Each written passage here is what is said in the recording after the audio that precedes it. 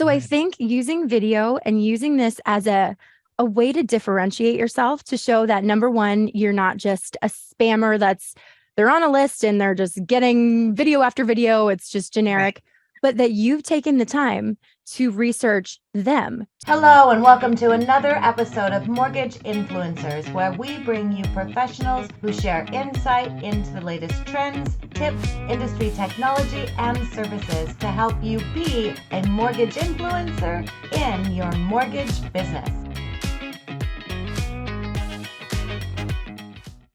Well, hi there. Welcome to another episode of Mortgage Influencers. My name's Ginger Bell. I have Scott Schang with me today, and Carl and Frank unfortunately cannot join us, but filling in for them is a great friend of mine and someone I'm excited to have share her expertise, and that is Rachel Tresch. And Rachel is a business development manager with Annie Mac. So welcome, Rachel.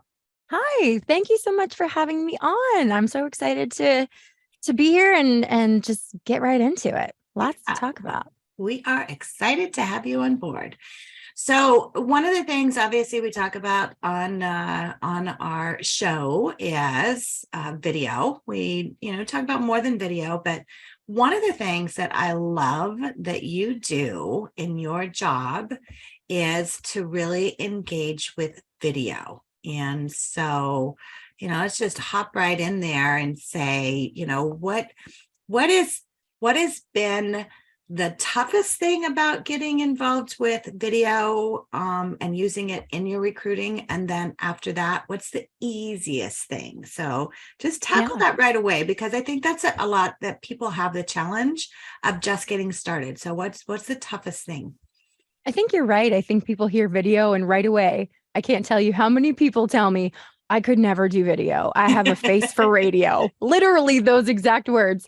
And it's like, well, do you go into the store with a bag over your head? No, you are you. So I think it's really important to kind of get over that fear. And yeah, it's awkward at first. That's probably the biggest hurdle to get over, because it's not natural to see yourself when you're having a conversation with somebody, right? I mean, video, and when we're doing video marketing, I think it's the equivalent of having a face-to-face conversation with someone, but holding up a mirror and not looking at the person you're talking to, but just looking at the mirror the whole time. That would feel totally strange and people would think you were crazy. But when we're doing video marketing, we see ourselves, and, right now I'm looking right into the camera, but a lot of times I see people looking down at themselves right here. And I think that's a big hurdle too, just to get over those little nuances. Right. But I think, the easiest thing is you can delete anything you don't like. So no one's going to know if you try a new script or you're just doing this for the first time. If you've done 50 takes before you actually send something out, that's fine. Just send the one that works. You don't have to send everything else that didn't work. So, you can kind of give yourself some grace and give yourself some time to really perfect your craft and maybe get over any insecurities that you might have until you really feel comfortable of putting something out there that you're proud of. So I think it's really one of these things that for those of you who are watching who really, really struggle with this, unfortunately, it's not going away. I think it's just going to keep on snowballing and ramping up. So I really do think it's an important piece of technology to jump on that bandwagon and get good at. Yeah. And that's a lot of it is get good at. You're not going to start out with this amazing video, but the more you do it, then the more comfortable you become with it. And then over time, you can become better at it, right? Absolutely. I tell a lot of people, start with a script, start with something really simple. And there's so many great tools out there that you can have a teleprompter, right within the video app. There's lots of different platforms you can use, but start with a script and then try to gradually get away from that. Because, when we wake up in the morning, do we script out our entire day, every conversation we're going to have with people ahead of time? Absolutely not.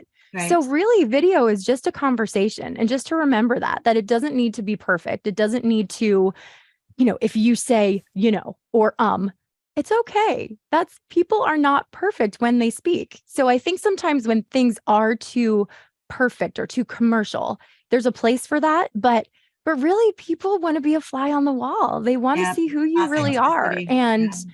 being authentic in that sense, and letting people see if you can't remember a word, or, you're struggling with how you want to phrase something. It's okay. Yeah. And getting over the scripts, we have a lot of our clients that start out with the scripts that we provide them. And then once they kind of get that, oh, I see how I'm supposed to do this, and script it together. In fact, I just had a call with a client before I hopped on here, and she had written out her own script, and she goes, I just want to run this by you. It's like, you're great you've got this. If you can write that, you can, do it without recording a video.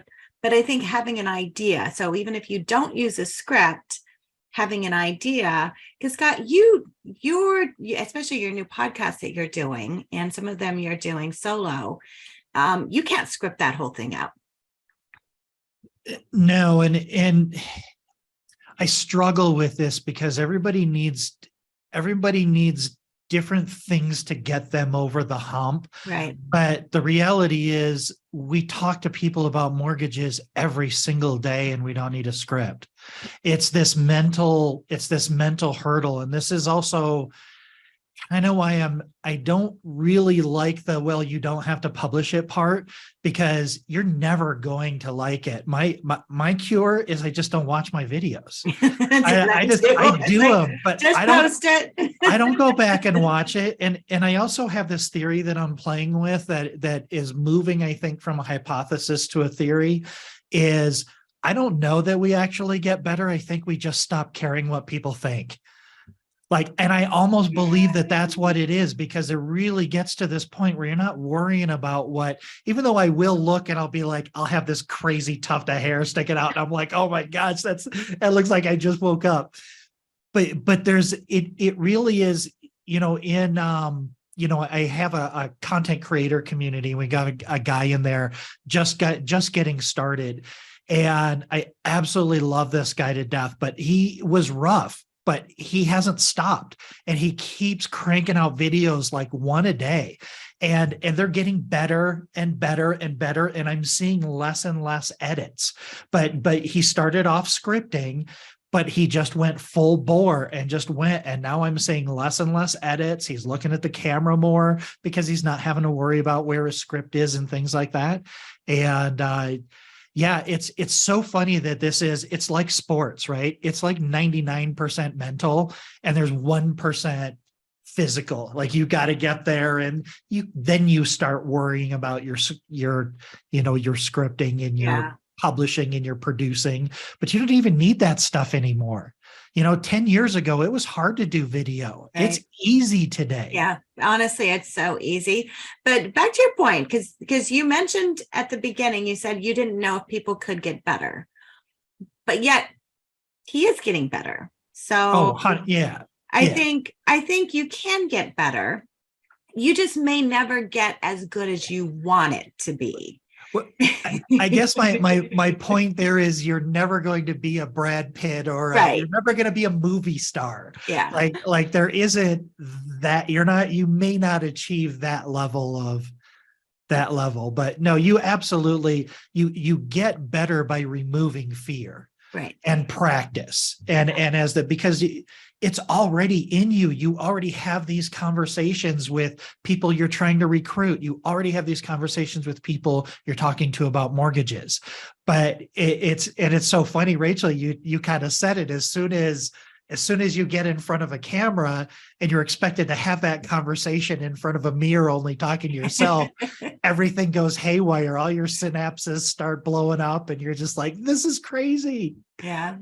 Yeah. To your point too, Scott, I think we need to remember, and I like that you said, maybe you just stop caring what other people think. Honestly, I think that's a huge, huge factor.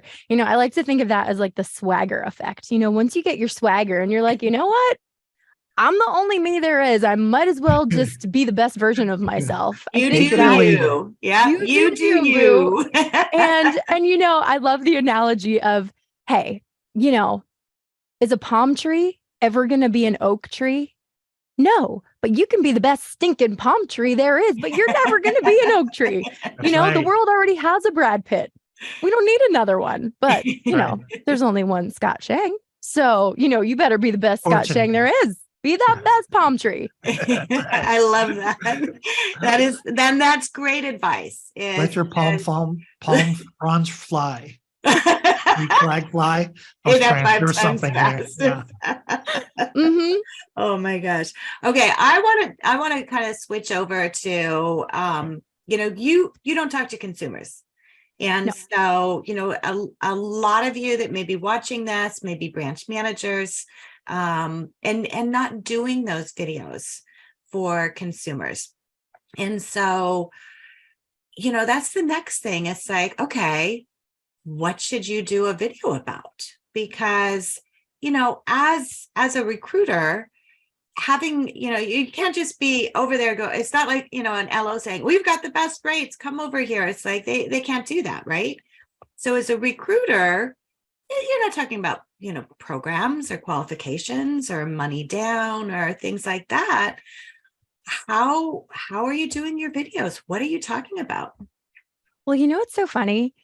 It doesn't actually matter what you're talking about. First and foremost, it's about creating that relationship, right? Because we have heard this so many times in sales, but it's the know, like, trust factor. If they don't know you, if they don't like you, they don't trust you, they don't care what you're selling, they ain't talking to you, right? That's just how it is. So I think using video and using this as a way to differentiate yourself, to show that, number one, you're not just a spammer they're on a list and they're just getting video after video. It's just generic, but that you've taken the time to research them, to look up them. And hey, I mean, I'll be honest, I do some element of a generic video just to streamline and automate a process. But I really do think the videos that I do, that I'm maybe holding up a sign that says, hey, Ginger, hey, Scott, you're going to click on that if you get a video, email, or a text that has a little GIF moving rather than just a text message.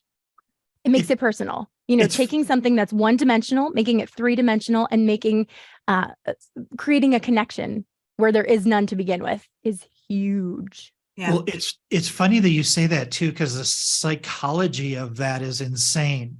Because I never once think, wow, I can't believe that Rachel took all that time to write me this email. I've never once thought that if I saw an email come into my email box. But if I see a video and I see that you did a video, I'm like automatically, I'm like, wow, somebody took the time to send me a personal message. There's a huge psychological impact to that. So is most of your work one-to-one then? Pretty much. I'm talking with loan officers or branch managers. But it's that first initial connection that's the hardest to get, because people are inundated. People are inundated with emails. I actually just had to create a new personal email because I was getting so many things from, spam, and then school, and then I'm missing important emails. So I think that's everybody across the board. So not to say that we shouldn't do them. We still have to have, I think, a lot of irons in the fire and lots of ways that we're reaching out to people and communicating. But it can't just be you send one email. It has to be you send an email, then you follow up with a text, and then you do a voice memo in there and say, hey, Scott, it's Rachel. I just sent you an email, a video email. Would love your input on it. Would love to hear your thoughts. Check it out when you have a chance. Then I can see when that voice memo, if you have an iPhone, I can see when that disappears. That means they listened to it. And then I can follow up with a direct message on social media. I mean, it has to be all of these different mediums. Strategy. It can't just be, I sent an email. Okay. Outreach done. Said no one ever. Yeah. It doesn't work. Well, there's no like and trust, but I think what we're talking about is this sort of aspect of familiarity comes first.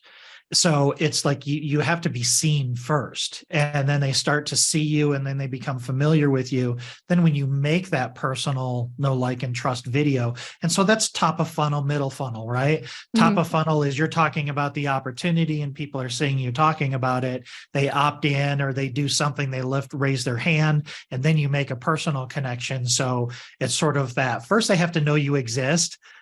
Then they have to get to know you. Then they'll determine whether they like you, and then they'll decide to do business with you. Exactly. And that's where the content comes in. So when we're talking about, for me, it's recruiting for Annie Mac Home Mortgage. So I'm talking about all of our differentiators, all of our things that have worked for our loan officers. I have a podcast on lending leadership where I'll have people from Annie Mac on telling their story. I'll have other industry professionals and, not just mortgages, in finance or just sales in general. And, being someone who is a thought leader, being someone who's adding value, not just in the mortgage space, but, oh, okay, Rachel has young kids too. Or, oh, this is interesting. Oh, she sings in her church as a worship leader. Or, oh, she's a Girl Scout troop leader. How'd she get suckered into that? Because I got suckered into that too. Creating Right. different channels where people can relate to you. But it doesn't just stop with whatever your industry is. It's, I think, creating the relationship, yes, being the thought leader in that industry, but then bringing in every aspect of life. And I think it's so funny because years ago, I think, Ginger, we may have talked about this a while back, but years ago, it was like, oh, don't add anything personal. Yeah. Don't bring personal business into your corporate business, into your job. But now it's, if you're not doing that, you're doing yourself a disservice. Yeah. So And within reason. I mean, Yeah. there's certain things obviously you may Well, not sure. want to share. Sure. But that's how you develop a relationship, as people get to know, like, and trust you. So establishing yourself as an authority in what you do, which video can do that. So sharing that information, but bringing in the other side too of that authenticity and who you really are. Yeah. Right. And so combining the two of them is so important, but that's building a relationship. You're just doing it in a different medium. Yeah. So that's all it is. It's like, you think about when you go to a conference, you meet someone, you have a conversation with them, you see them, right? And you find out, what are the things that you talk about? You talk about family, right? Trips, things like that. That's a conversation you have. So in our virtual world we're living in, it's like going to a conference and having a conversation with someone to find out a little bit about them. And so it's doing the same thing. Combining that, I think, is important. And it doesn't all have to be on video. You Nope. can do, post little things. Scott, you moved to Denver. So, sharing what's happening, with the weather. We always get, caught up on that right away. I'm a Denver girl, grew up there. It's like, I want to hear about it. That's a personal connection. It's like, oh, you're in Denver? I grew up in Denver. And when you share that on social along with the business, then that develops the relationship. Well, and I think the relationship piece is so important as we're talking about recruiting and leadership and business development, because it, at least, I mean, with consumers, you want to build that relationship and do business with them for as many times as they ever refinance or buy or refer you. But when you're building relationships with team members, you're bringing employees into a culture. You're bringing them in. You're building. I've been doing this for a really long time, and there was always, there are certain markets where the grass is always greener, right? And loan officers are just hopping from one company to another. There's no loyalty. Maybe there's a signing bonus over there. Maybe there's a promise of leads. Maybe there's a promise of comp. And then they get over there and it's just another mortgage company and they hate it and they want to go someplace else. But what we're talking about today, and the way, Rachel, you're approaching your business, like this hasn't really been done before. I think this is sort of the new emerging, using video and using content as a leadership and as a recruiting strategy is so powerful, because I mean, it kind of goes also back to, I don't remember what the number is anymore, but let's just say it costs you 10 times more to retain a client than it does to get a new one. Well, the same goes with your team, right? Building employees as a business owner or something like that. It costs a lot of money and energy to hire new people. So you take a little time to do it and build that relationship on the front end. And then they're making decisions based on their comfort with the relationship, not just what you going to pay me, what you going to do. We always talk, those of us that have been in sales forever, we always talk about this money. Everybody thinks money is a motivator, but it really isn't. It's just kind of the ticket to the ball game. And if the money is there, everything else is what's most important. Yeah. It's so true. It's funny. As much as I am recruiting, it's not just a one-sided equation. We're looking at our return on investment. Also, we're looking at our recruits as coming on board as part of our family. We want to make sure that we're not just taking anybody. We're very exclusive. So on the flip side, when I see somebody who puts out a lot of video or a lot of content, I feel like not only are they getting to know me, but I'm getting to know them much faster and in a much different light. And wait a minute, Rachel. Are you trying to tell me that resumes aren't real? I didn't say nothing about that. Don't put words in my mouth. That goes out the window. I just looked at all their past jobs and I knew they were a rock star. You mean it doesn't work anymore? I mean, hey, it's a lot of different things working together, right? But I think sometimes when we see that resume, but then we take a little step further to realize, oh, there's actually a human being behind this resume, and there's stories and there are experiences. And when we can open that Pandora's box in a sense and take a glimpse into what their day-to-day life is, to see what other people say about them, to see how they interact with their clients on social media. If they do, I see a lot of loan officers doing co-branded videos with their realtors. I love that. It tells me right away who they are. It's such a great way to establish, and sometimes people are doing all this social media, but then maybe the volume isn't quite there. So we have to have a balance. We have to have a balance of having that forward-facing marketing, having the social media presence, but then also, walking the walk and talking the talk, if you know what I mean. Well, and this didn't even really enter my mind until as we're kind of talking about this right now. I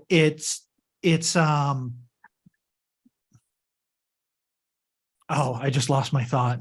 We're dying to know.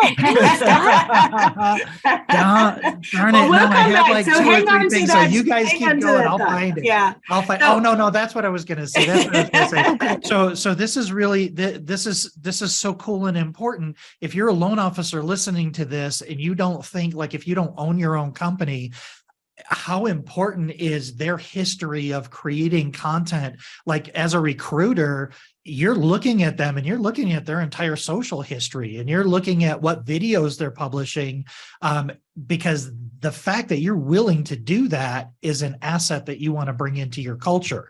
So on the flip side, we want to be creating video to grow business, but it's also going to attract other business opportunities. Yeah, it's like your resume. And honestly, sometimes people think, well, I just do a ton on Facebook. Well, guess what? If you're only doing posts and videos on Facebook, I'm sure you both have had this happen, where if I'm looking at something and I'm trying to look at someone's history, I might scroll back. If I start liking posts or commenting on posts that you did 2 years ago, it looks very creepy, right? It just does. Like, wow, Rachel really had to scroll back far. Like she was checking out my stuff. I've got a stalker. Right? Exactly. I mean, I've had that happen before. And either I'm like, oh, wow, okay, they really took time to get to know me. Or depending on what it is, like, wow, they really took time to get to know me, So having, again, lots of different mediums, not just Facebook, but if you have the same content, the same video content on YouTube, it's not weird on YouTube to comment or watch something from 2 years ago and make a, I don't know, like or share it or whatever it may be. But it's just funny that it can be the same content on 2 different platforms, and one is a little bit, okay, that's kind of weird, and then the other is completely acceptable. So making sure that, and that's called leverage, right? Taking one piece of content, putting it out in all the different platforms, all the different social media platforms or podcasts, or even taking this podcast here, taking a 30-second little clip, maybe taking 5 30-second little clips that make sense. Now you have content for 2 weeks. Yeah. 1 video, 1 minute, 1 take. I mean, seriously, that's a good challenge. If you're saying, hey, I don't have time, 1 minute, one video, 1 minute, one take. If you do that 3 times, and there's apps on your phone, I did my 60 days to 60 challenge last year, and that was how I did it. It's like, I just got to get it done. So you can get these lovely books right here. And I know these two, Miss Ginger Bell and Carl White. And I'm telling you, Ginger, I reference these books all the time. And I feel like I've got ideas for days. But for those of you who haven't seen, or maybe you're just listening, it is a 52 weeks of ideas, a book that Ginger and Carl put together. And it's so valuable. I didn't pay her for this. She's just no, you didn't. I just love it. And I think it's really smart. So it has a quote on one side, and there's one for every week. And then it's that same idea of creating a habit, right? It's always the first one. Okay, if you're scripting this out for the first time, what's the topic of your video? Number 2, what's your opening hook? Number 3, what are your 3 points? And then obviously you always want to give them a call to action. What do you want them to do? And I think creating a habit of doing something like this, it's really helpful. It's helpful for people who are new, and helpful for people who maybe are more seasoned with video, but just are having a moment where they don't want to think too hard. You can look at that. And it has really been a great tool for me. So thank you. Well, thank you. And honestly, that's why Carl and I did it, because we were having conversations with branch managers who were saying, hey, I don't do any kind of videos for consumers. I don't need to, but I am recruiting. So what can I do? So it's like, we'll start off with a quote and then lean into that. And I think that's the other thing too, for those of you who are watching, listening, you're always recruiting, whether it's, a new real estate agent, whether it's a new customer, whether it's a new employee. Sometimes we think it's about sales. It's not about sales. You are always recruiting. And by having a solid message out there on leadership, it can also help you as a leader, whether you're a branch manager, whether you're the president of a big company, it can help you in retention as well. And so those are things, because when you're doing videos that talk about leadership, that talk about, and I think that's part of it, Rach, is just, what are the other kind of videos that you should be doing? Because those are the kind of things that stand out when you're looking at someone as well. So having those videos out there, talking about leadership, problem solving, Scott, you're awesome about all of the videos that you do on solutions and answers and things like that, but also just those lessons as far as, staying motivated. How do you stay motivated? How do you manage your time? We've been through a changing market over the past year. And so, how do you manage your team? All of those kind of things. It doesn't always have to be just directed for the consumers, and your real estate agents really need some of that right now as well. Yeah. The interesting thing and I can tell you, for when I've done leadership videos, or motivational videos or anything like that, those are the videos that are shared most often, because people want to share that with someone they know that may be like, hey, they could use this right now. And so if you're already doing videos for consumers, great. Add in something else that talks about leadership, motivation. It doesn't always have to be about a product, right? Yeah, absolutely. It shouldn't be, because then they're going to be like, oh, been there, done that, seen that. That's going to get stale really quick. Maybe not for you, but for your audience. So, make them wonder what you're going to post next. Oh, okay. It's Rachel. She always has something interesting to say. I wonder what it is today. Yeah. So keep them on their toes. That's right. I love it. We have so many good sound bites from you, girl. Yeah, I know. Hey, we got a bunch of shorts out of this. We can definitely pull some shorts out of this for sure. So if I don't see any questions coming in, if you do have questions, Rachel, how can people get in touch with you? So, well, let's see here. You can go on Facebook. Find me on Facebook, Rachel Tresch, Tresch. Don't forget the A in Rachel for awesome. Yes. Rachel. LinkedIn, Instagram. I think Instagram is just Rach Tresch. TikTok is either Rachel Tresch or Yellow Brick Loan because I love the Wizard of Oz. And also on my podcast is Lending Leadership, and you can check out lendingleadership.com. But that's a lot of different places, a lot of different love languages that I just threw out there, but any one of those will work. I love that. And definitely check out Rachel's podcast, Lending Leadership. If you go to lendingleadership.com, I think that's brilliant. Podcasts are definitely something that you should be doing.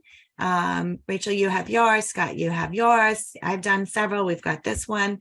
And I was actually working on some content yesterday about podcasts, and they're saying podcasts are the new form of blogging, Scott. So I know you did blogging for many, many years. So your transition into doing the podcast is great. So Rachel, thank you so much. It's always good to see you. I look forward to I'll get to see you in about a month in Puerto Rico. And I'm so excited. Scott, thank you so much.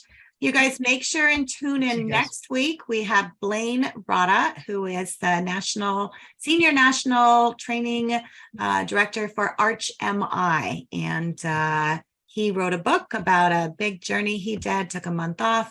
And so he's going to share that as well as some, tips he does for training. And he has a podcast too. So we got to check him out. So thanks for tuning in, and we'll see you guys next week. Thanks. Everybody. Thanks. Bye. Bye.